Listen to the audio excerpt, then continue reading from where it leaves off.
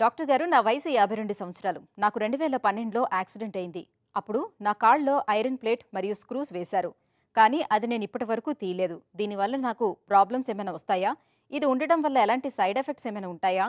Iron plate మరియు screws ఇప్పుడు తీయించుకోవచ్చా తెలియజేయండి అని అడుగుతున్నారు. ఈ ప్రశ్నకు డాక్టర్ గారి సమాధానం ఇప్పుడు తెలుసుకుందాం.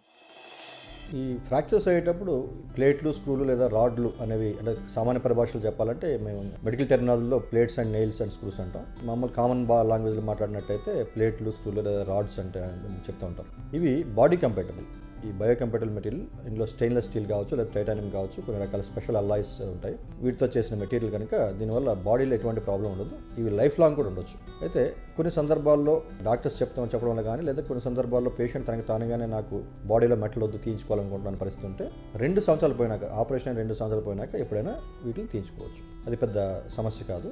బట్ ఉంచుకున్నా కూడా మేజర్ సైడ్ ఎఫెక్ట్స్ ఉండవు. అయితే యంగర్ పీపుల్, అంటే ఎవరైతే 25 ఏళ్ళు, 30 ఏళ్ళు లేదా 20 ఏళ్ళు యాక్టివ్గా ఉండే వాళ్ళు మరలా యాక్సిడెంట్స్ అవ్వడం కానీ, మరలా ఇంజురీస్ అవ్వడం కానీ, మరలా ఫ్రాక్చర్స్ అయ్యే సందర్భాల్లో ఆల్రెడీ ఉన్న ప్లేట్లు, రాడ్లు కొన్నిసార్లు అడ్డంకిగా మారే అవకాశం ఉంటుంది కనుక యంగర్ పీపుల్లో ఈ ప్లేట్లు కానీ, రాడ్లు కానీ తీయించుకొని చెప్తాం. బట్ ఎల్డర్లీ ఇండివిజువల్స్, అంటే వయసు పెరిగిన వాళ్ళు ఇది తీయించుకోవాల్సిన అవసరం తప్పనిసరి పరిస్థితి కాదు. బట్ పేషెంట్ తీయించుకోవాలనుకుంటే తీయించుకోవచ్చు.